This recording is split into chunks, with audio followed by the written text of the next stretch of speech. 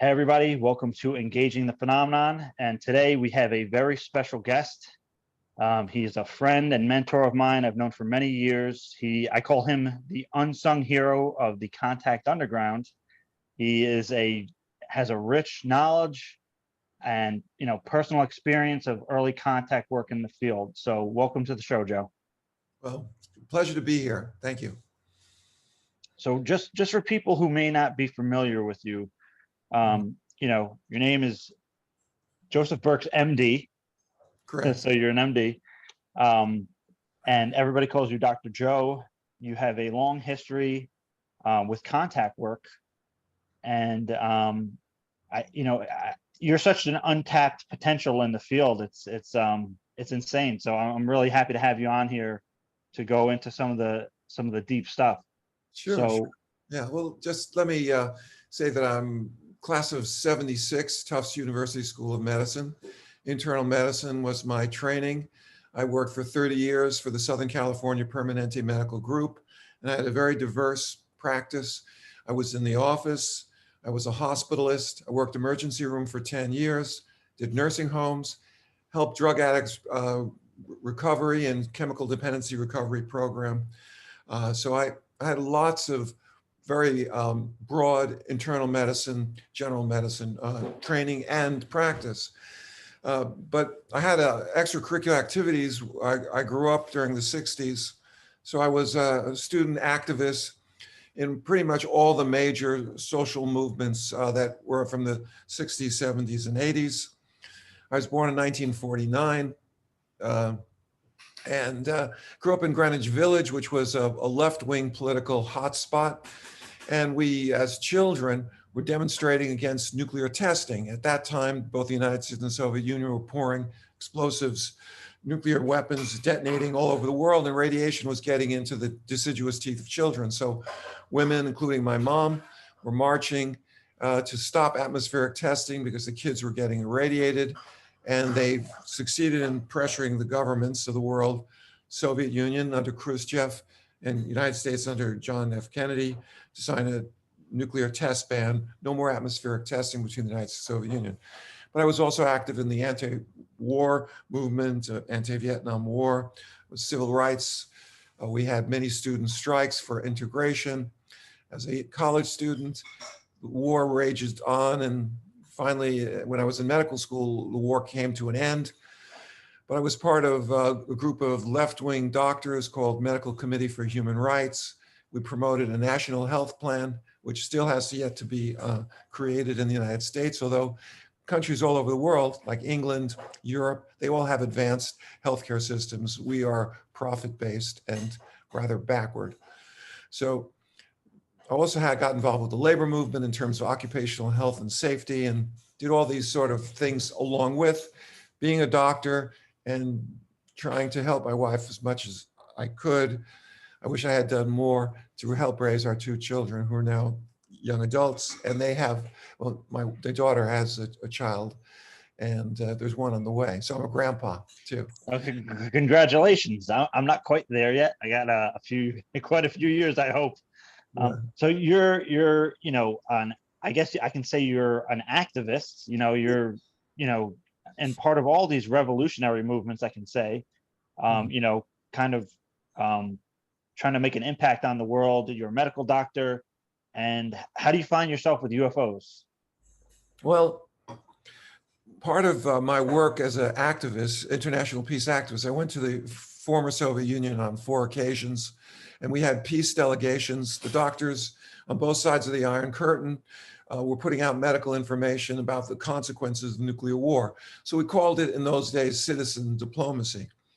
And as a child, I'd read science fiction, and Star Trek was, when I was a teenager. But to me, it was all science fiction. I never had a sighting, never read an article or a book about UFOs, although I did remember the 1975 movie. I was in medical school at the time. Betty and Barney Hill, a story was told with the famous actor James Earl Jones. So I knew about that UFOs existed, but it was, for me, mostly fiction. However, for reasons that I could only guess at, in 1990, I felt I needed a hobby. So I went down to the local library, and I cannot explain why. I said, give me a book on, I don't know, UFOs. And it was The Amazing Gulf Breeze Sightings by Ed and Francis Walters. And I read about the wave of sightings in Gulf Breeze in the late 1980s. So I started reading about the subject. About a year later, I decided I'd get my courage to go up to my first UFO meeting. And it was June 1992. And who did I find but a tall, bearded emergency room doctor who I was doing ER at the time. And he said his name was Dr. Greer and had developed a technique to attract UFOs to secure research sites as part of a citizens' diplomatic initiative with the so-called extraterrestrials. So a little light went on, citizens diplomacy, huh? So I got quite interested. There were many similarities between Dr. Greer and myself. We both were working emergency room. We both had young children at home, and we both married Jewish women who were, in his case, 5 years older than him, and my wife, Yael, is 6 years older than me. So there were kind of interesting similarities, but the differences was when I was a student activist, he was into consciousness. He became a TM instructor, and the original incentive was citizens diplomacy. However, it's not what I expected, but and we can get into some of the sightings maybe later, or perhaps even now would be a good place. But I was impressed by the rapidity of the contact that we had. I had my first sighting when I went to my first workshop in West Palm Beach, on the Florida coast, Atlantic, and we did the protocols, and sure enough, heavy overcast, a blue-green light moving about 90 to 100 miles an hour flew over us underneath the cloud cover. It was not a meteor. It was not a tracer round from a bullet. I had seen my first UFO. So I was excited about the prospects when Dr. Greer said there is a team that he would like to form in California. You need a working group coordinator. I said, you're speaking to him now. I volunteer. So we got started, and a series of amazing synchronicities occurred that brought my team together. I had the dream team for doing UFO work. And perhaps at some later time, I can talk about all the strange ways that brought our team together. But we had 3 physicians, believe this, from the same medical group who happened to come together. We had 2 PhD psychologists, a Harvard graduate with a degree in psychology and film writing. There was a young man, he was the youngest member of the team, who was a burgeoning author. I'm talking about Preston Dennett, who Oh, no way. Was it really? Yes, that's right. And no way. He was part of the team too. And it was really great to have such talent. He went on, of course, to write over 25 books on UFOs. But we cut our contact teeth together in the mountains surrounding Southern California. So, and we also had some wealthy people on the team. There was a woman who was, you might say, an heiress, married to a very prominent lawyer, and her name was Dotha Wayburn. We had Dr. Dixie Sullivan, I mentioned, a clinical practicing PhD psychologist. So all this talent came together, and there were even people in my medical center who attended Dr. Greer's workshop that got me interested. And we arrived separately. We didn't know each other in terms of our interest in UFOs. We were just working in the same hospital or the same medical group. So these were synchronicities that seemed to indicate that perhaps friends in high places were coordinating our group coming together. And just for people listening, when you say friends in high places, what are you referring to? I'm talking about UFO intelligence, flying saucer intelligence. Because of my background in movements for social change, I realized that there was a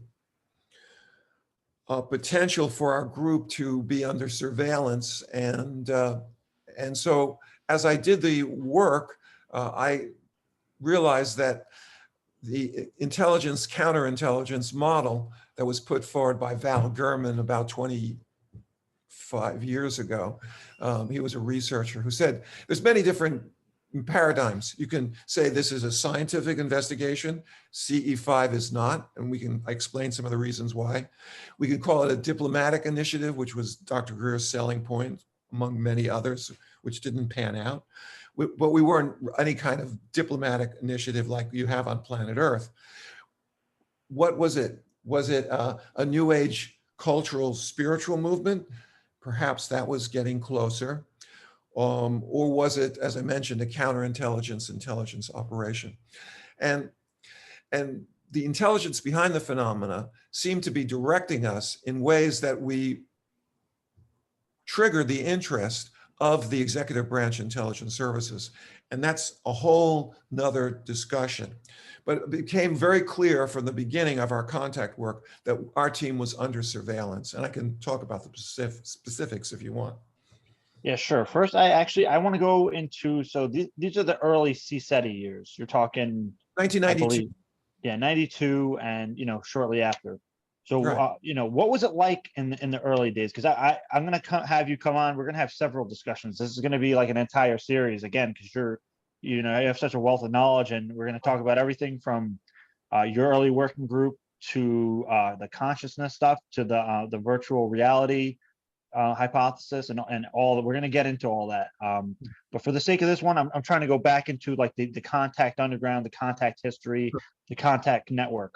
So in the early days, the first working group was established and had a very short life in Asheville, North Carolina, in 1991.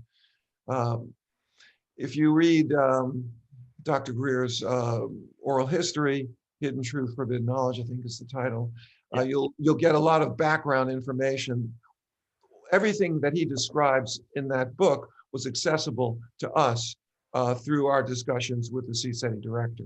So we knew, as a matter of fate, we trusted his information at the time. And I can say that in thinking about Dr. Greer, for me, it's important to envision two frameworks. The first one was the man that I admired and followed halfway around the world doing contact work with. Mexico, United Kingdom. I traveled all across the United States and into Canada, organizing working groups during the early days. That was the man that I admired and, as I said, followed all over the world. Then there was the man he's become today.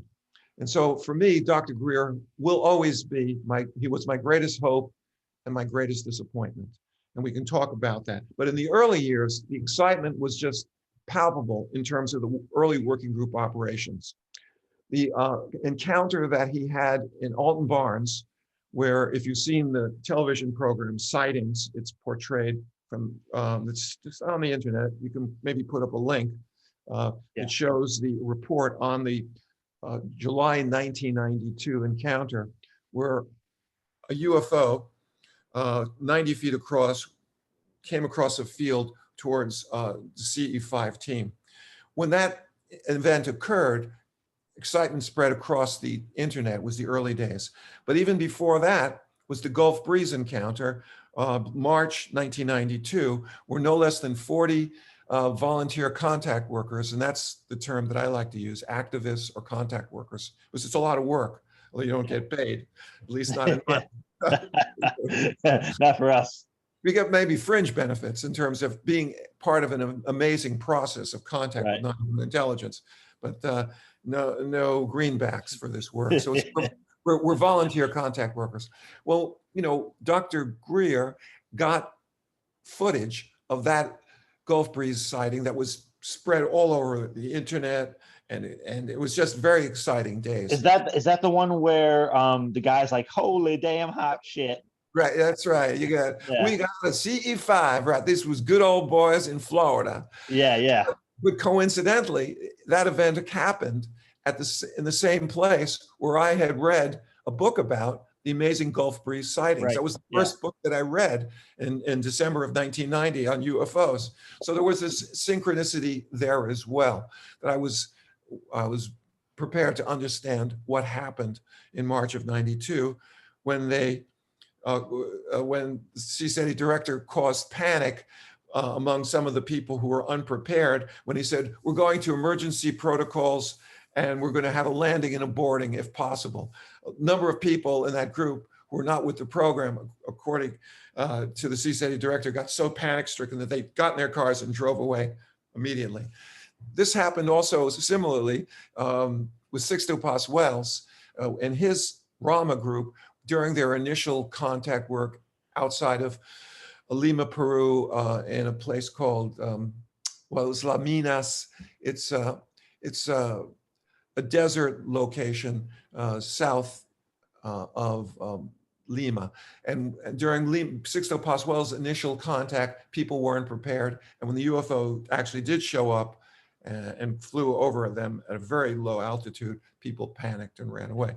So we knew that mental work, meditation, being able to access consciousness in its most unbounded form was a very important part of the program to help us overcome fear, to also send a coherent message telepathically. And I can state from 30 years of working in this field that the intelligence that we are engaged with can access human consciousness as readily as you and I access light by turning on a wall switch. I believe that is. Yeah, absolutely. I think so. And I think, you know, things like that are going to end up being a more public conversation as time goes on. You know, I think a lot of people dealing with the deeper research understand that, but as far as the public, the general public goes, we're going to have a little way to get there, but that's also through conversations like these where we can, you know, open people up to those kind of ideas and realities. And, you know, I just want to note here, you know, obviously we're talking about Dr. Stephen Greer, and you bring up his name and you usually get a knee-jerk reaction. It's either kind of like a hero worship thing, like, you know, Dr. Greer is the best, he's done everything right, or, you know, he's the worst and he has done nothing right. I would say both are true, depending on what historic period you look at. During the early years, our efforts were guided by very high ideals. There was the CSETI director, Dr. Greer, charged $40 for a workshop and $40 for membership in CSETI. And almost every time he went out in the field, you were guaranteed to have a sighting. I mean, I witnessed this. So the connection between Dr. Greer and flying saucer intelligence was very strong.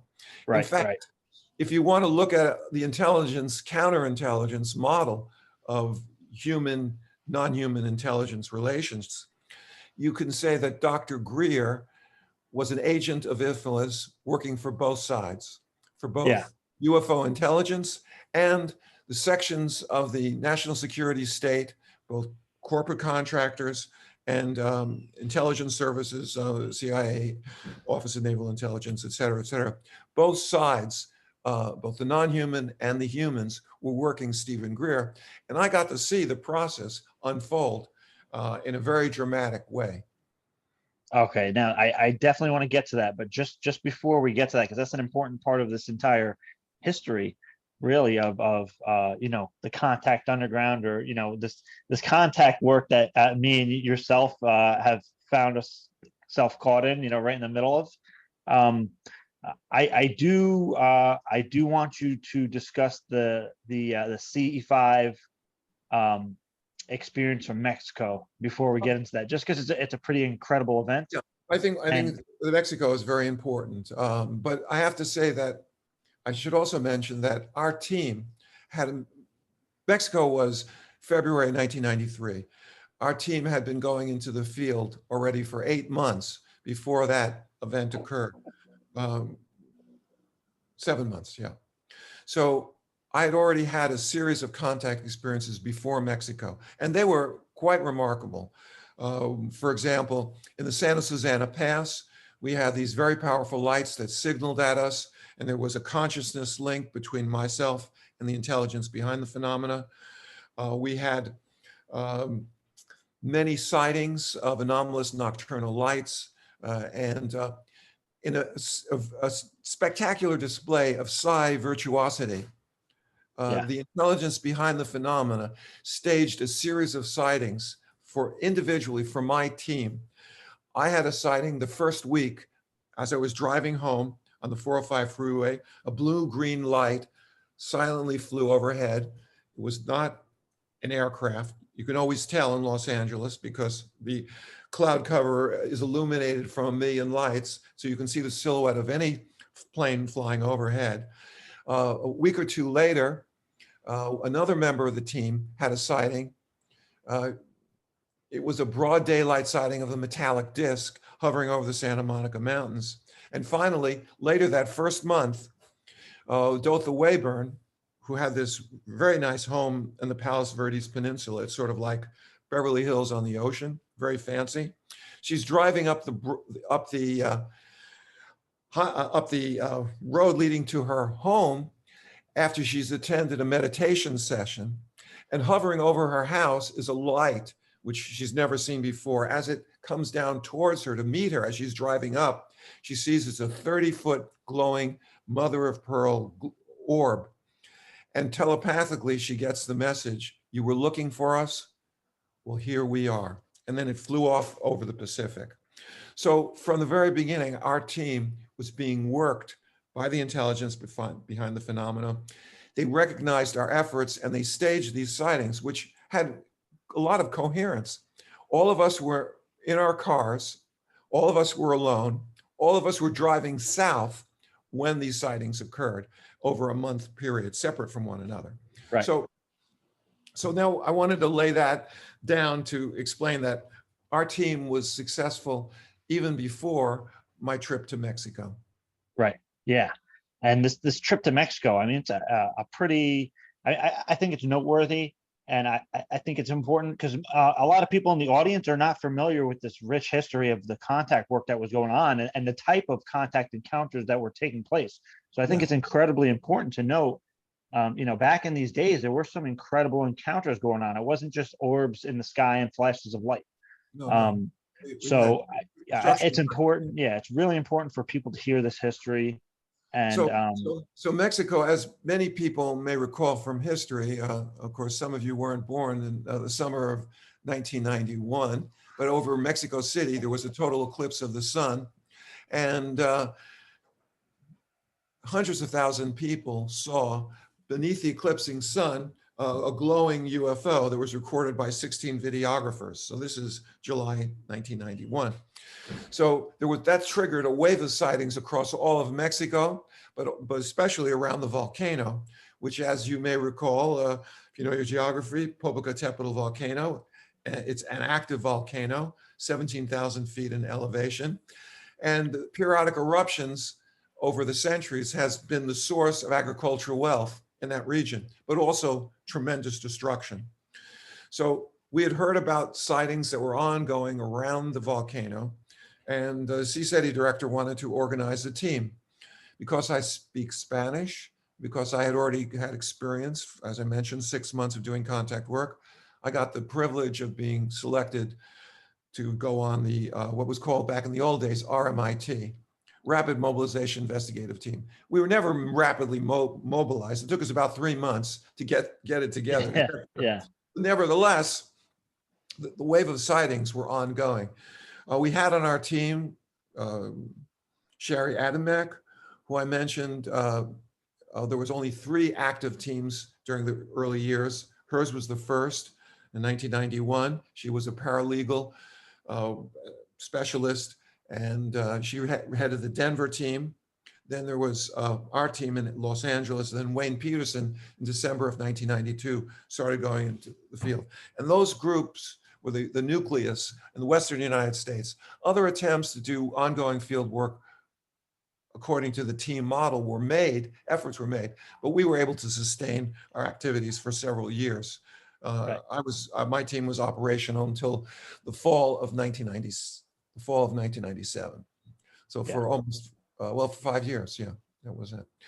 So I got to go to Mexico, and we had some difficulties, as you can imagine. We're traveling in a country that's of tremendous contrast. The culture was different, And right as we left the airport, we got into trouble because there's corrupt Mexico City police who stopped our vehicles and tried to shake us down they wanted 300,000 pesos, claiming that our papers were not in order. Yeah. So I got Yeah. to negotiate in Spanish, and we got the bribe down from 300,000 pesos to, I think it was about 50,000 pesos, which was about $17 instead of quite a bit more, over 100. So then we were on our way, and we went to a place called Metepec, which is on the western slope. And we had heard about this town because there had been a sighting recorded there where a UFO hovered over a wedding, and we had seen the videos. Yeah. And the videographer kept going back and forth between the bride and the groom and this UFO. So this is about 6,000 feet elevation. And we started to drive, it's on the western slope of the volcano. We drove up over 10,000 feet on a road that goes to 15,000 feet. The top is 17,000 feet. So we were in an alpine forest, which was a big surprise to me because I didn't expect us to have that kind of terrain. And we were meditating in a grove surrounded by pine trees. While we were doing that, I noted some very strange aerial phenomena. We've heard about crop formations, but also contactees will describe what could be called cloud formations, anomalous cloud formations. One of which was a cloud that was shaped like a World War II battleship, like a cruiser. You could see the turrets. I mean, it was bizarre. And it started coming right at us in the sky, a cloud. And then as it moved along the side of the volcano, coming towards us, it hit a point where a tremendous wind started blowing against the cloud, and it turned on a right angle, like a boxcars on a train that takes a sharp angle. And each section of this cloud formation turned and moved away from us. That's told me something was pretty weird, high strangeness. At one point, we're meditating, and a light out of the sky comes down and hits our group. It was so bright that it reflected off. It was centered on the CSETI director, Dr. Greer's face. The light flashed back, reflected off his face into the forest. And what I saw was not him being hit, but the reflected rays coming off his face, which was pretty strange. So we assumed that we had made contact at that point. We then went around to the other side of the volcano the next day. Oh, that first night, we're at about 10 or 11,000 feet, and we're looking down on the town of Metepec, and we're seeing these golden globes, UFOs, flying over the town of Metepec. Wow. Yeah. It was spectacular because most people, except for pilots, are used to looking up. Yeah, that's incredible. Wow. We're looking down. We did signal at them. They did not respond. So following that, we then went to the other side of the volcano. We set up our work in outside of Puebla, in a small town, I think it was called Atibayaya, and outside of Atlisco, which is a satellite city from Puebla. And we're at the base of the volcano. And this is, I think, February 1st, 1993. Around 10:30, no, it's closer to midnight. We see an anomalous light between the two volcanoes. It was about 7 miles away. And the light was amber and was moving towards us. But at first it was moving sort of oblique, at an oblique angle. But when we fired the 500,000 candle signal lantern, the light changed its direction and started heading right towards us. Yeah. And as it approached, we got to see that it was a very large triangular shaped structured object. This is at night. We then signaled at it several times, and it signaled back. One flash from us, one flash from the object. Totally silent. It went over a ridge line at about a mile distance from us. I could see a small church on the ridge line, and the church was maybe 50 feet across, but the object was clearly several hundred feet across at least, very large, coming towards us, signaling in response to us. It was accompanied by what you might call a scout ship, a small disc, and as the larger craft came in towards us, the smaller one shot up And this is a behavior that other contact workers have described in terms of the smaller craft going to high ground like a security position. Whatever the reason was, Yeah. the object, the larger one, the mothership, was, you know, at least 200 feet across, but it's hard to measure distances at night and size. It looked like it was coming in for a landing, and to simulate that effect, landing lights or powerful lights in the front of the triangle turned on as it slowed to a virtual crawl of maybe 10 or 15 miles an hour. All the while we're signaling at it and it's signaling back at us. So for me, that was like an epiphany. Yeah. Yeah. And how large did this craft seem like? You know, it's very hard. If you say the average scout ship or flying saucer is 30, 40, 50 feet across, it was at least 4 times that. So it was between 100 and 300 feet across. It blocked out the sky. It was totally silent. It was not the Goodyear blimp. It was not the Mexican Air Force on maneuvers. It wasn't Venus. It was a structured object under intelligent control.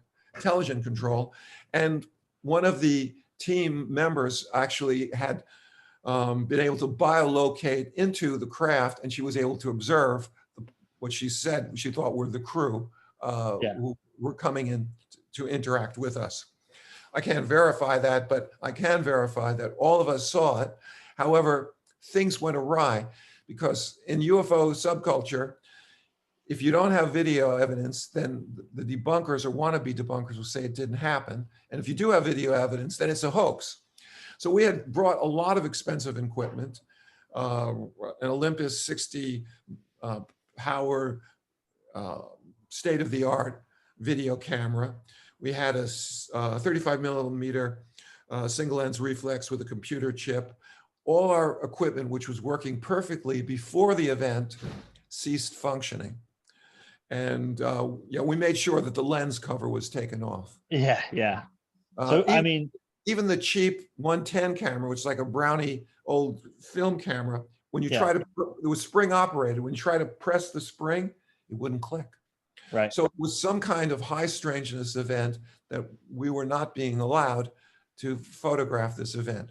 As soon as the object got within maybe 200 feet or 300 feet of our position, it turned slowly, showed its belly, it turned sideways so we could see its full size, and then turned and started heading back towards the volcano. But even as it moved towards the volcano, as if to say adios, when we signaled at it, it signaled back and forth from the rear lights. There were lights on each of the apices of the triangle, with the red light beneath, or amber. Yeah. Well, that was, you know, for me, that was a tremendous experience because although I had had sightings before as a result of my contact work, I'd never seen anything as dramatic. And the thoughts brought me back to my work in the Doctors' Peace movement, because during the height of the Cold War, when both the United States and the Soviet Union were on hair trigger alert, we used to imagine that a nuclear holocaust could occur where all the cities in the Northern Hemisphere would be torched.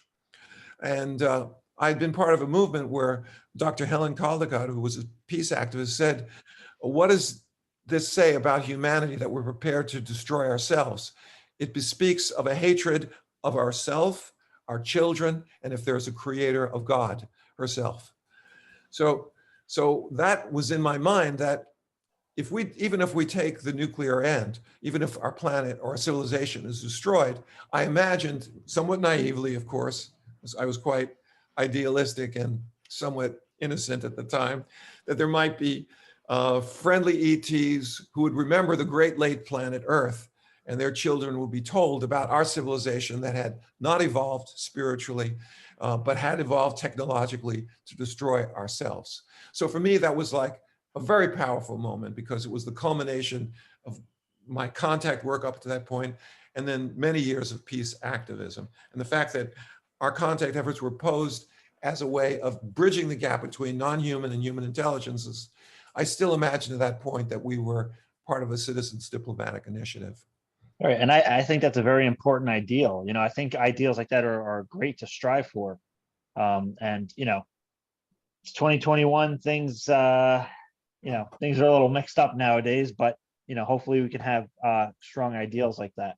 Now, you have all these incredible encounters going on. These are the early days of CSETI, and you got to be there and witness all this, and kind of the growth and development of CSETI, the Center. What is it? I'm drawing a Center blank here. for Extraterrestrial Intelligence, Yeah, CSETI. there you go. Yeah, CSETI. The center was never really a center. Dr. Greer used to, perhaps he still does. I don't follow his speeches much anymore. It's kind of painful to listen to how much he's changed. But it really boiled down to Dr. Greer and Emily, his wife, and we're running an organization out of their office. So what was, I was going to say, what was Dr. Greer like back then? Is he the same person we see today out giving lectures? No, no, he's not the same person. He was a person who was, in my judgment, guided by high ideals. He was given a mandate from non-human intelligence to develop the organization, which he did found. And because he was able to practice medicine at the same time, which was, a tremendous chore. His wife they had 4 daughters. He was working 50 hours a week, many overnights in the emergency room, as was I. And he was founding this contact organization. All that took tremendous ambition and drive and energy, which he had along a very idealistic quest. However, as time went on, things weren't the same. And sometimes things turn into their opposites. So in 1998, when he gave up his practice of medicine, around that time, he had to support himself and his family in a manner that they were accustomed to, which for an emergency room doctor is earning between $100,000 and $300,000 a year at that time. And I should say that Dr. Greer was earning more money as an ER doctor than I was during those years. So he was very highly paid. And when he gave up his practice, he had to raise money in other ways. And he got a lot of support, some very wealthy, powerful people, some very idealistic people who followed him, supported him. I got to meet some of his sponsors. However, with time, it became more of a business. And that's regrettable, but that's real. You're not going to have someone with that amount of drive and ambition who's going to let his family suffer because he's not earning the income that they're accustomed to. So money played a big role. His relationship with the intelligence services is a very long and complicated story, which I'm not sure we're going to have time to really go into it. But I would put forward to the audience that it's helpful to think about Dr. Greer as an agent of influence. He was clearly under the direction of non-human intelligence, because everywhere he went during the early years, there were clear-cut manifestations of contact. As years went on, that diminished considerably, but never really went away. And I should say that a similar process occurred with Sixto Pasquale's in the network that was known initially as Mission Rama. And we can talk about them as well, because I got to meet some of the very heavy hitters in Mission Rama and did field work with them, which was also very exciting, not in Peru, but near Mount Shasta in Northern California. So I think honestly, we're gonna do an entire episode on that, because that's a fascinating thing. Not too many people know the real deep history of Mission Rama. People picked it up later in the game, like Grant Cameron has started talking about it, but you were around in the early days and you saw a lot of stuff. You spoke to a lot of people. I made contact with Fernando Lamaco, who was very closely associated with Sixto Pasquale's in the fall of 1993. And we maintained a relationship for another 20 years. Yeah, so that we're going to definitely do a whole episode on Mission Rama, because I think that's such an important part of the contact network history and the contact underground. But I do want to, you mentioned Dr. Greer getting involved with the intelligence community. Yeah. And, Grant Cameron, he wrote the extraordinary book, Managing Magic, which lay out these kind of themes of how the intelligence community and, white hats or maybe gray hats or maybe even black hats got involved with UFO researchers trying to put out disclosure through whatever means they had. So where does Dr. Greer's role come up in that? Well, I think everyone should either get the book Managing Magic and read it, or watch one of the many videos that Grant Cameron goes through the history of the, he calls it gradual acclimatization project. So we have not a monolithic program of ridicule and denial, the so-called UFO truth embargo. From the very beginning, forces primarily within the executive branch of the United States government have back-channeled, putting out a combination of very accurate information and some misinformation or disinformation to hide their sources. So this back-channeling has always existed. You can ask the question, why? Why would they do that? From my point of view, because I came from the background of social activism, I saw the UFO phenomena as being inherently destabilizing to the status quo. What is the status quo? It's the instruments of power.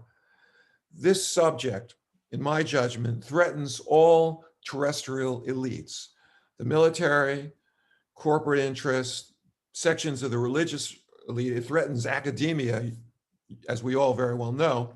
They've been putting their head in the sand for 70 years. And so the problem that people who are trying to manage the UFO situation is that they do not have control over the intelligence responsible for the phenomenon. And if, for some reason, the intelligence ratchets up the level of contact in terms of sightings and other interactions, the government doesn't want to be completely flat-footed and people basically losing it as a result of the shock of being faced with a non-human intelligence that's totally telepathic and has extraordinary technology. So as a way of dealing with that imbalance of power, like Grant Cameron likes to quote a very high executive official, who's running the UFO program? And the answer was, they are. Yeah. So-called extraterrestrials. So in order to provide us with a cushion, sort of like a life insurance or a mental health insurance policy for the planet Earth, this back channeling has been going along all the way. In order to promote that program, they need people to put forward the information. It can't come from the government because you have to maintain UFO secrecy. So they find individuals, and Grant in his analysis talks about the UFO messiahs. He mentions 5. The most important ones are Bill Moore in the 1980s, Dr. Stephen Greer in the 1990s, going up until recently, where his role has been eclipsed by the third, Tom DeLonge, UFO messiah. So all these very important and energetic and somewhat charismatic individuals are used to bring out information from the intelligence services to prepare the public. How much time do we have left? We're not really technically on the clock, so we can go into whatever we need to. But I mean, but you got to witness, Dr. Greer having these incredible encounters and then being approached by people in the intelligence community and basically the military-industrial complex. Right. Now, I'm going to share with you information that I've written about, but I've never spoken about it publicly. Okay. Yeah. Some of it is found in Dr. Greer's book, his oral history, the biography of sorts, but some of which he's never written down. So if you want, I can give you my best recollection of the information that he shared, not only with me, but his closest confidants, I should say, Wayne Peterson and Shari Adamiak, both of which are no longer with us. Those are the working group coordinators that were my co-workers in Western United States during the early years. So if you read the oral history, Forbidden Knowledge, Hidden Truth, he describes developing the technique of coherent thought sequencing as a teenager. And by the way, Dr. Greer is not unique in the capacity to call in the craft. In fact, in the course of my organizing work, I developed a specific term for such individuals who are the center of attention of the phenomenon. I call them prime contactees. You know, they're first among equals, as we like to say. Yeah. And these are people who follow a similar course. They have an MO, modus operandi. Most of them are men, although I met one or two female prime contactees. At an early age, they have sightings. Without any parental supervision, they start doing meditation or yoga and are able to achieve altered states of consciousness that facilitate telepathic communication. They then get the desire to form a contact group or a team, or they join the existing teams, and they are the center of the phenomena. And in my organizing efforts, I would go out and look for people like that, because it's like Willie Sutton was the bank robber. They say, "Why do you rob banks, Willie?" He says, "That's where the money is." Yeah. So I was organizing teams of contact activists. Why do I look for prime contactees? Because that's where the money is. They are the center of the phenomena. And if you can help facilitate a team process, this can build a network, which is the network that I somewhat romantically call the contact underground. Yeah. So there are many other people like the CSETI director, the way he was back in the old days. In fact, UFO intelligence sent one directly to me, which is another story. And as soon as that person surfaced in my emergency room, believe it or not, as an EKG tech, the level of contact on my team went way up. And I personally started having telepathic communications that predicted where, when, and the number of craft that were going to show up in the course of field work. I was getting that at the level of knowledge. So we talk about Stephen Greer. He's really just the tip of the iceberg. There are many icebergs. And I think people in the audience should be prepared to deal with the possibility that this intelligence has the capacity to telepathically interact with not thousands, but hundreds of thousands or millions of people simultaneously. And they are driving the contact network, and they are interacting with individuals on a scale that has not been revealed to the American people or the people of the world, but is suggested by the number of people who are now coming forward and acknowledging sightings and other interactions. So that said, let's go back to Stephen Greer's story, all right? So he's a prime contactee, meditation, develops a technique of being able to attract the phenomena. And he claimed to have an onboard experience when he was 18 or 19 years old, and he's gone on board and he's meditating with the ETs. But he had other things to do, like raise a family and become a doctor.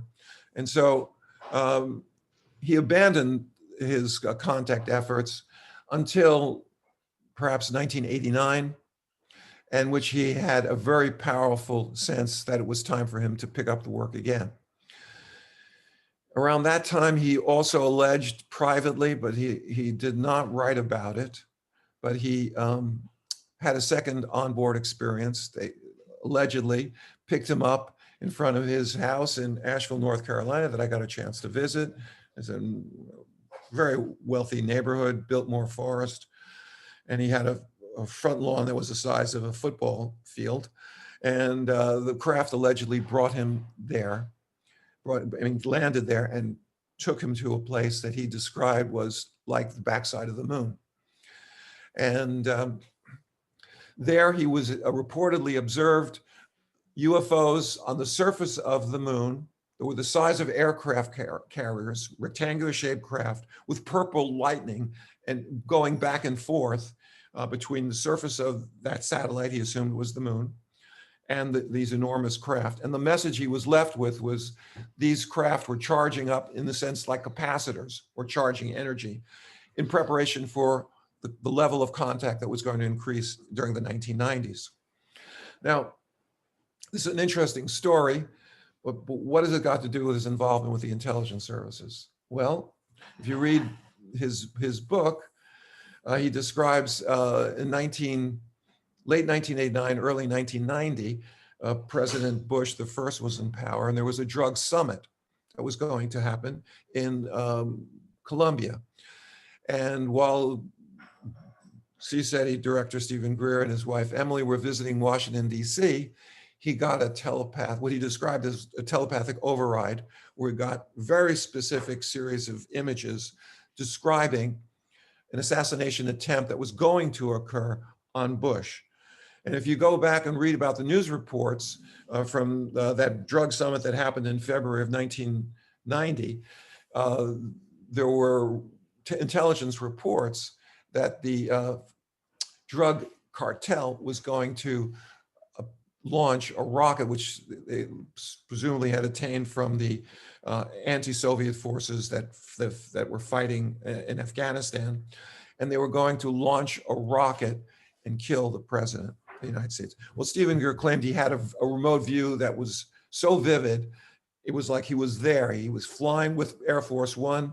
He saw the rocket come up. At the level of knowledge, he was able to identify all of the units that were in the field, Colombian Defense Force, some of which had been infiltrated by the drug cartel. And he wanted to call, but his wife says, "Oh no, don't do that. Don't call. They'll think you're crazy. You know, you get into trouble. This is ridiculous." But he does reportedly call the White House. He says, "You know, I'm a small country doctor, called town country doctor, and I get these images sometime, and sometimes they come true." They put him on the phone with someone who clearly knew the president's itinerary, because he then was asked to describe where the mountains were, where the airport was, where the rocket came up. And he was even able to identify, Dr. Greer reported was able to identify the units that would, and they were taking down all this information very seriously. The president's travel plans did change. I'm not saying that it was because of this information, but it may have been confirmatory to other intelligence. And so in 1990, this raging contactee, prime contactee, pops up on the radar of the executive intelligence service branches, okay? In 1991, according to the CSETI director, and I believe he was telling me the truth as he knew it at that time. Other people who don't particularly care for him will say it's all made up. But according to the CSETI director, sometime in 1991, in full uniform, an intelligence officer for a major armed service shows up and says, "We are aware of you."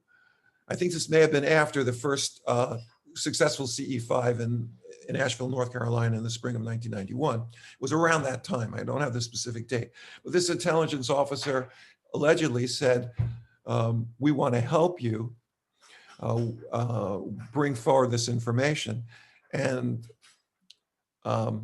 this is somewhat awkward to say, but according to the CSETI director, this intelligence officer allegedly said, "I believe you've been put here on Earth by God to open up our civilization to contact with ETs."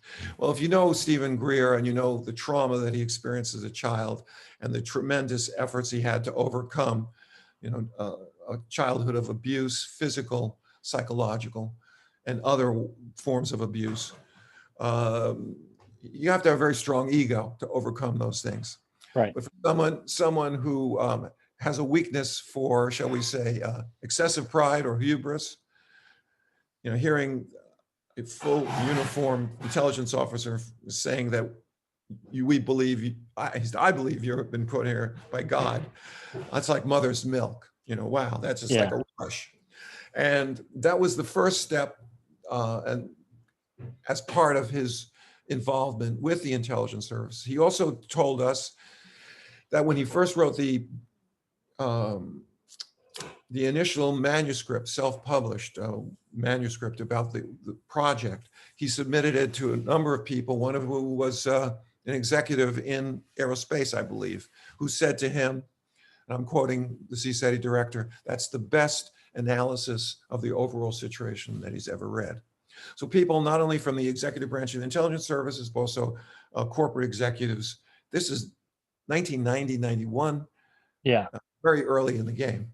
So he followed a similar pattern as Bill Moore Tom DeLonge developed along the same lines, although each of these individuals are different, and each historic period had its challenges that were different.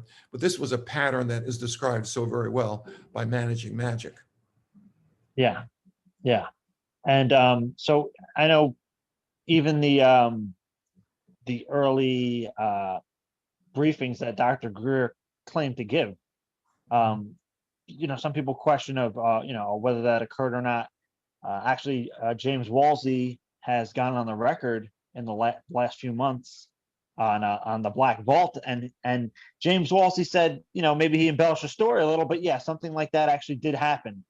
I was part of the CSETI leadership when that meeting was being planned, and so I got to meet Peterson from the Arlington Institute, who was a friend of Woolsey. So I can fill people in on the circumstances and the absolute vitriol of the so-called nuts and bolts ufologists against what we were doing was, the hatred of members of the UFO community against not only Stephen Greer, but also anybody who was bold enough or crazy enough to try to engage the phenomena was ferocious. Not only did we have to face the attacks of people within MUFON, but we were also being followed by the intelligence services. And I can talk about some of our challenges there. My team was buzzed by Black Hawk helicopters. There were security types at almost every site that we chose before we had even gotten into the field, and we're just scouting things out. So there's a lot of information to show that not only was the CE5 network picked up on the radar scope of the intelligence services, but they were also, in my judgment, monitoring our situation. Yeah. So, those meetings did happen with Woolsey and Admiral or Vice Admiral Tom Wilson and General Patrick Hughes. Mm-hmm. And you were actually kind of there. I was in Washington, D.C. when they went out to meet Admiral Wilson. I got to meet Edgar Mitchell in the spring of 1997. It was quite a thrill to meet a man who walked on the moon. What a gentleman, and it was a delight. I was part of the leadership until 1998, when a series of personal and political falling outs occurred, which is not unique to Dr. Burkes. Almost every prominent activist that Dr. Greer has drawn to him leaves in dismay over both personal and political challenges. Yeah, so let's actually hit on that point, because I think that's important to the development of CSETI and how CSETI developed for where it went, and I guess is almost non-existent now. It's, I guess, actually serious disclosure. It's not even CSETI officially anymore, from what I understand, even though they still use the symbol. CSETI is not mentioned as it was when CSETI was kind of a pioneering effort in the 90s, which, then the disclosure project gained some popularity. But so from that end, what was your falling out like with CSETI? Well, it came in a series of stages. Okay, I mentioned there was a young man who surfaced in our emergency room. His name, I'll call him Misha. He was he made the remarkable claim that when he was in the former Soviet Union, he was in Belarus, White Russia, Jewish background. He actually came from the same part of the world that my grandparents came from before the First World War, when they emigrated to the United States. I'm of Jewish background, Russian Jewish background. And so this emergency room EKG tech surfaces, and he says, "What do you think about UFOs?" And I said, I don't know. I don't know. What about UFOs?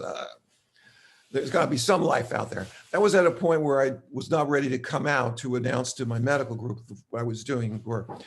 But he claimed that when he was in Russia, he had a lucid dream where he travels to the United States, emigrates, gets a job in a healthcare setting, and does contact work with a tall, bearded Jewish doctor. I was blonde back then, now I'm mostly white. And he claimed that when he got to the emergency room as an EKG tech, I was the guy in the dream. I can't vouch for that, but I can vouch for this individual who I call Misha, was a prime contactee. He, like CSETI director, was a teenager with no parental encouragement or supervision, started doing yoga, deep meditation. He had a series of sightings and other high strangeness events, including perhaps a healing. And as soon as he joined my team, the level of contact went way up. And I mentioned I was having limited telepathic interactions and downloads. So Misha's with our team. And in 1995, I wanted to continue to publish on the net reports of the LA CSETI group. When we have an encounter, have a sighting, I wanted to put that information out because I was of the opinion that the only way we're going to succeed is to add, as rapidly as possible, grow the number of teams. So I was traveling in different places. I helped facilitate a team in Vancouver, went to Santa Fe, New Mexico. I was moving around and doing organizing work, kind of like the kind of stuff I used to do when I was in the peace activists, except I was promoting this. Well, there was the CSETI director, Stephen Greer, says, you are not allowed to put on your documents LA CSETI reports. And I said, wait a second. You know, we're doing the work, we're having success. And how are we going to encourage other groups if we don't share that excitement about our activities to encourage them to do the same? He said, no, there's only one CSETI, you know, it's in Asheville, North Carolina.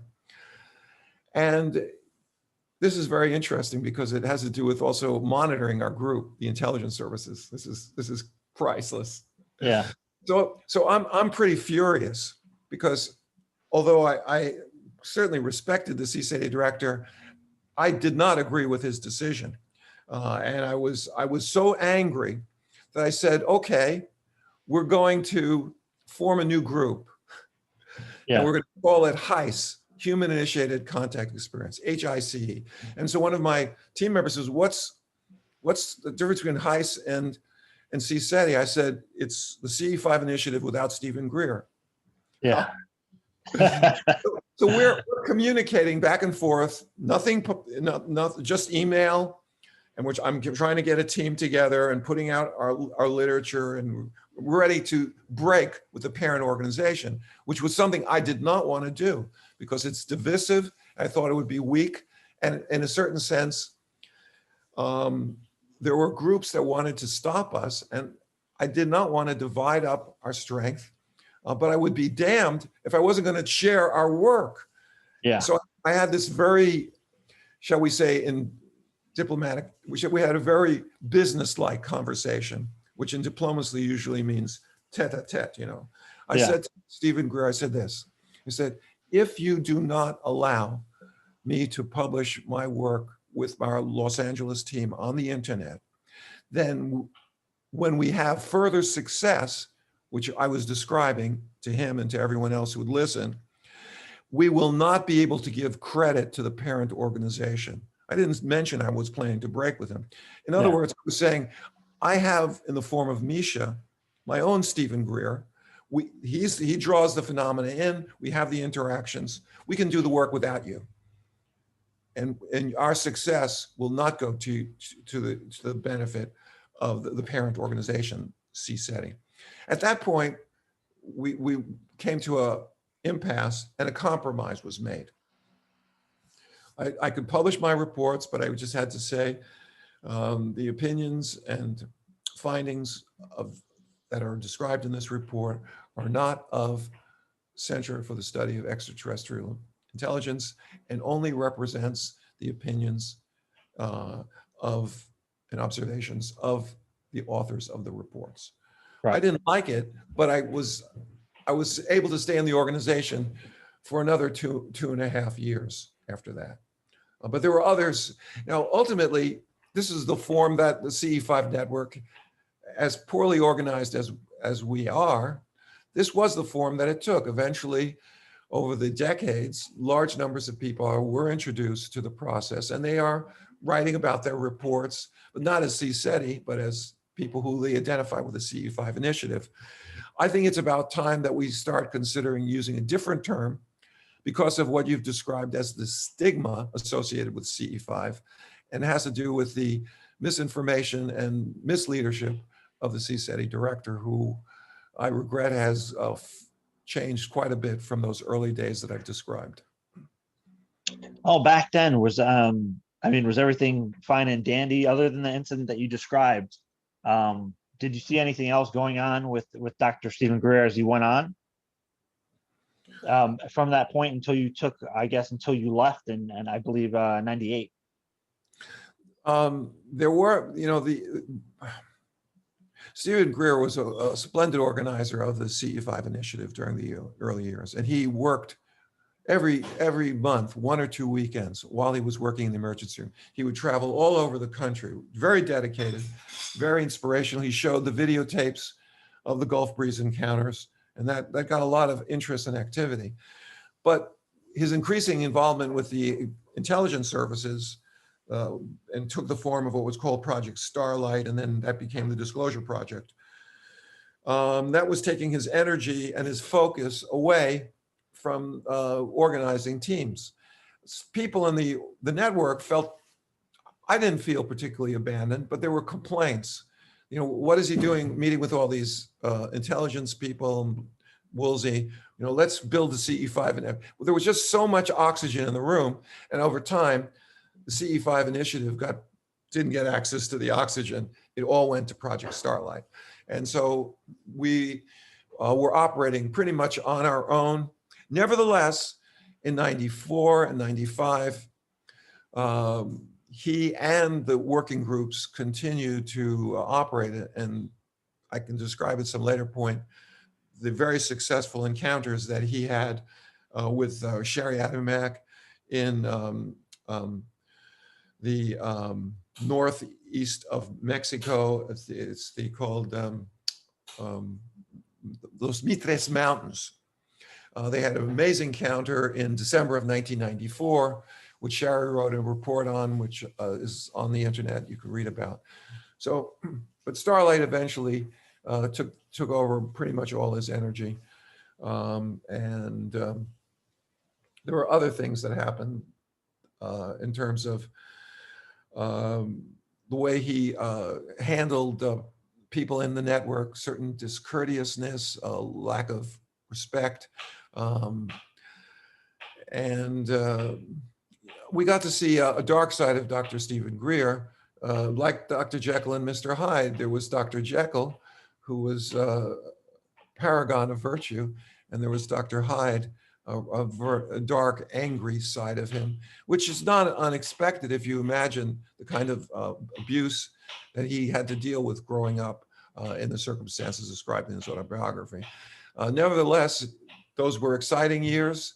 I learned a tremendous amount. I'm grateful for what I was able to take out of that in terms of my understanding of the phenomena, but it did lead to me leaving in 1998. I turned in my resignation. Yeah.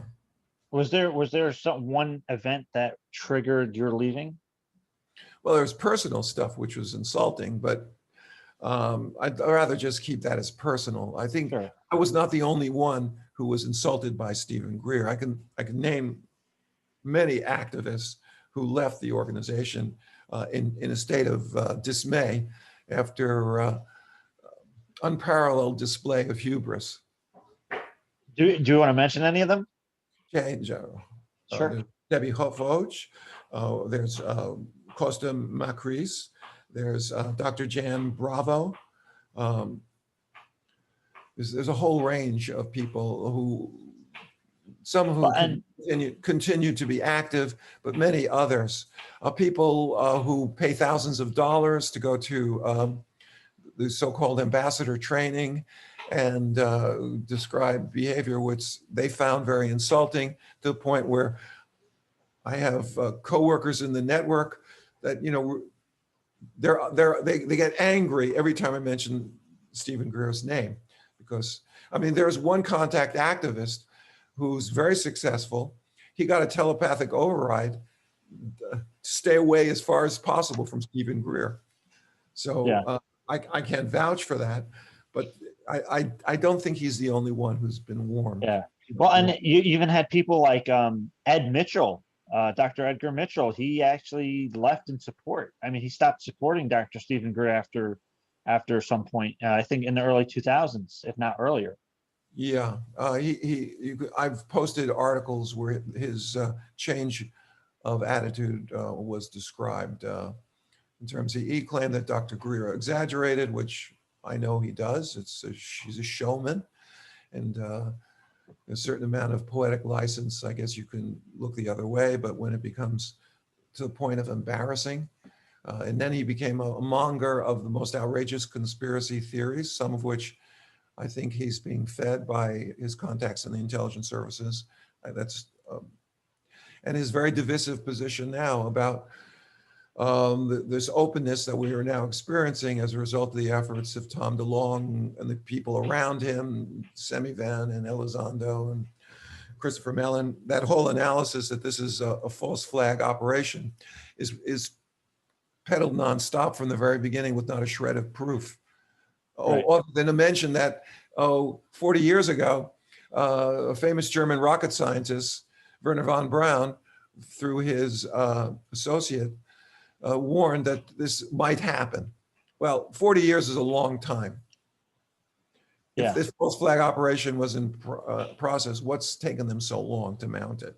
So again, these are positions that he may tweak from time to time, but I think he's being worked by people who don't have his interests or the interests of UFO disclosure or the contact network at heart. I could be wrong, certainly wouldn't be the first time, but I try to admit my mistakes, and Stephen Greer has difficulty doing that in any situation. Yeah, for sure. I don't think I've never really seen him do that, unfortunately. And yeah, I tend to agree with you that, he's being fed information. I don't think he's just making it up. I think he is being fed information. And he does have a bias on witness he uses. He has used. Let me give you an example, okay? Sure. This is something that people may not be aware of. In behind closed door briefings, which was an operation to promote Project Starlight in 1998. That's where I got to, 1997. That's where I got to meet Edgar Mitchell in spring of that year. Washington was full of cherry blossoms, April. And after that, behind closed door briefings where members of Congress were briefed by some of the witnesses that later went on to appear in the Disclosure Project. Edgar Mitchell was there. There was a prominent senator from Alabama. Trent Lott was there, I think, or maybe a few other Congress people or their staff were there. And there was one witness that showed up who was scary. He was an intelligence operative. According to the CSETI director, this man had been in a meeting, in a skiff where there were corporate and other powerful players around. They were talking about how a false flag operation might be conducted. Now, this individual who was at the meeting, I don't know if you've ever worked in an emergency room or you had to deal with gangs, but you look into the eyes of this man, immaculately dressed, $1,000 suits. And I looked into his eyes and I said, this guy has either tortured people or has seen people tortured. And the story went that this individual, I'll call him Agent X. Do you know who he is? No. Okay. Agent X, according to the CSETI director, was going to come actually state what I just described. Yeah. To members of Congress. This was not only an idea, but an actual indication that there were plans in existence for a false flag operation. Well, this was 1997, okay? Now, although this elegantly dressed and very sophisticated and charming individual was at the cocktail party the night before, and he was charming these celebrity ladies, I mean, heiresses, he was just quite an individual, but his eyes were ice. And He then didn't show up the next day, and nobody, where is he? Where is this individual? According to the CSETI director, that individual was interceded, it was taken into a safe house by his friends in the intelligence community and said, you're not going to be off giving testimony on this.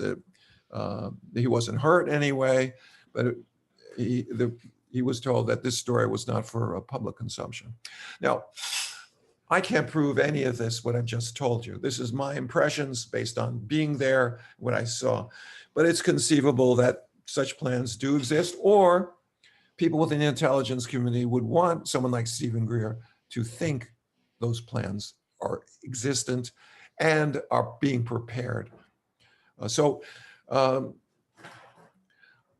don't think Dr. Greer is making it up. And I gave that as an example of one type of experience that might lead someone for reasons that are understandable, but nevertheless incorrect in my judgment, to think that false flag operation is what is happening, being planned for this openness that we're getting the benefit of. Yeah. And then you had, he, in the unacknowledged film, he used Richard Doty as almost like a key witness, which it's again, it's highly controversial because, we know that Richard Doty was a counterintelligence officer with Office of Special Investigations for the Air Force. Yeah. And Dr. Greer utilized him for the film. Yeah. However, yeah, when you're talking about unacknowledged. Unacknowledged, yeah. So that's quite a remarkable 2-hour interview. I recommend that people watch it on the internet. Doty is a very colorful character. I had a chance to spend a few days at a conference where we both were speaking. The guy is funny, he's charming, really sets you at ease. He's a good case officer. That's all I can say. Yeah, right, exactly. But so going from that, and then when you have somebody like Luis Elizondo, Dr. Greer immediately throws him under the bus, says he's this, he's that, he's bad, he's part of this evil plan. This is so crazy because the same kind of people from the intelligence services that helped facilitate his work in terms of getting key witnesses to agree to come forward, that spoke at the Disclosure Project's May 2001 press conference. The same kinds of people, the ones that helped him, are now pushing this effort. And all of a sudden, it goes from something beneficial for all mankind when Stephen Greer is head of the project to some evil cabal, which, by the way, has anti-Semitic overtones. And I would hope that Dr. Greer would stop using the term cabal, which comes from Kabbalah, and it's a totally distorted perspective based on wild conspiracy theories. And that's what Stephen Greer has become, from someone who's got high ideals to someone who's a monger of conspiracy theories. Right, because it's very divisive. And again, just a few years ago, he's using Richard Doty in his film, which, okay, it's consistent with the Disclosure Project using these kind of witnesses. But now all of a sudden, they're because they're not working with him, they're against him and apparently everybody else. Knowing Dr. Greer as I do, I suspect that it's very hard for him to accept that he spent 25 years of his life pushing this project forward, and a lot of personal sacrifice, and he now is perceived of as playing second fiddle and not conducting the orchestra.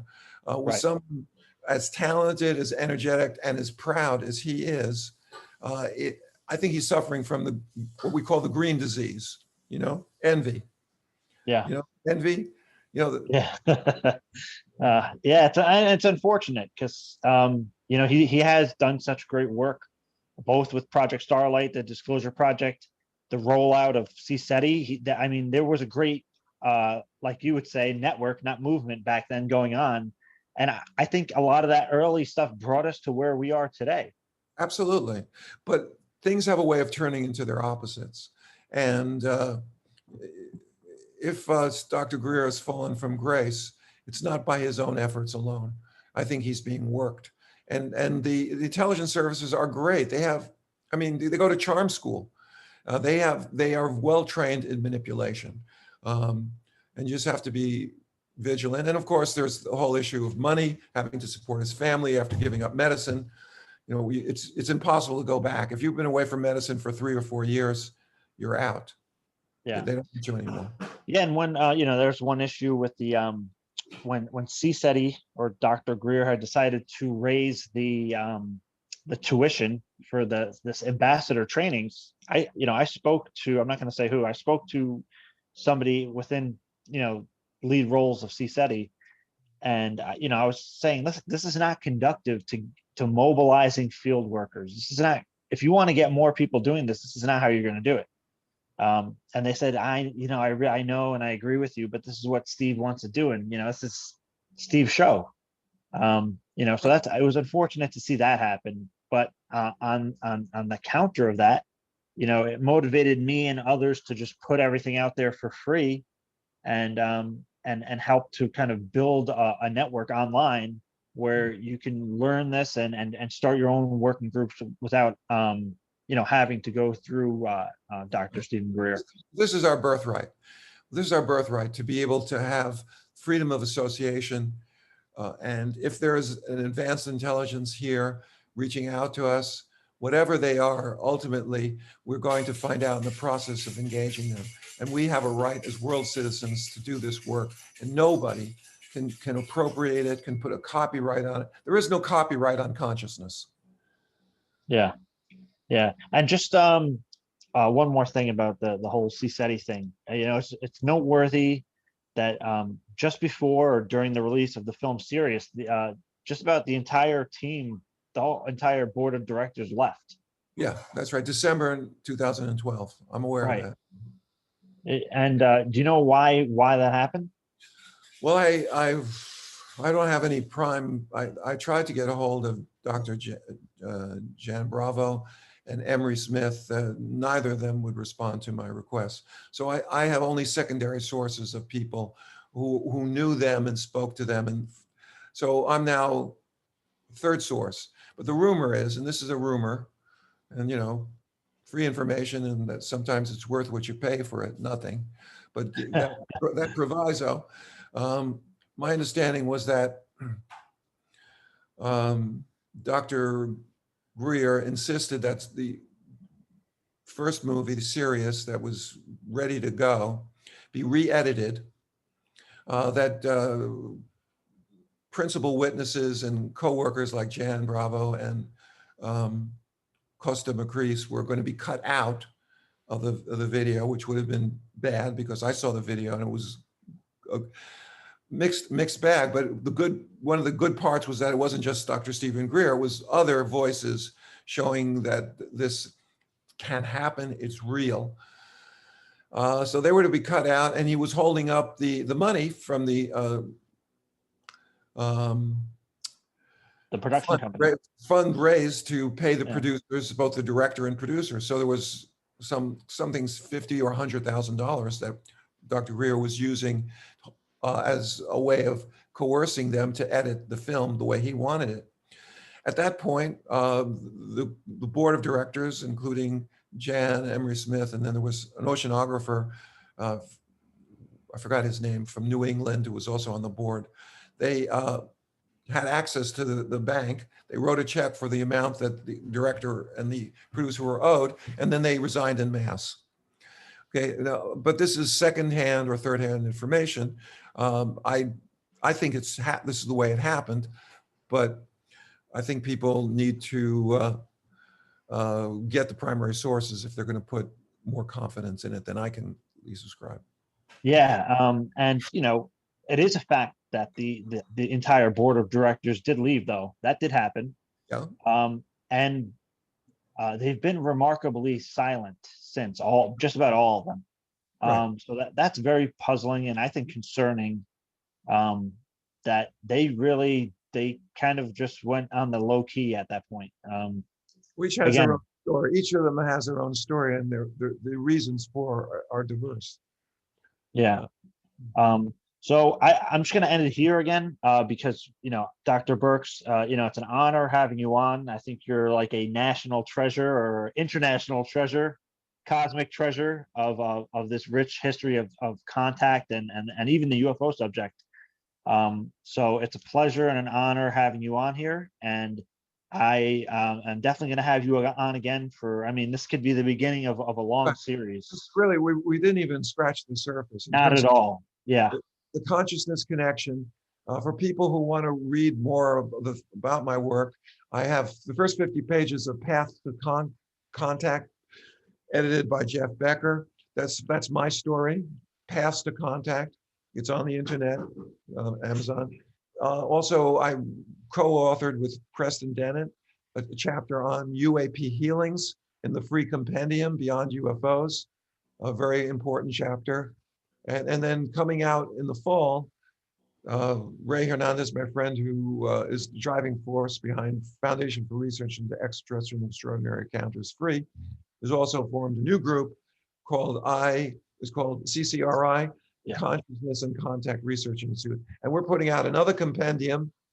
And I have a 45-page chapter with several score footnotes about the consciousness connection between humans initiating contact and the intelligence behind the phenomena, as well as an explanation of the virtual experience hypothesis that outlines the role of illusion during interactions with the phenomenon. Yeah, so I'm gonna leave some links in the description. Ray actually sent me one of your new chapters last night. I was talking to him. So I'm really looking forward to the CCRI volumes that are coming out. Right. And A New Reality is the title. A New Reality. Yeah, and very fitting. So again, thank you so much, Dr. Burkes, for coming on, and I look forward to having you on next time. Take care, buddy.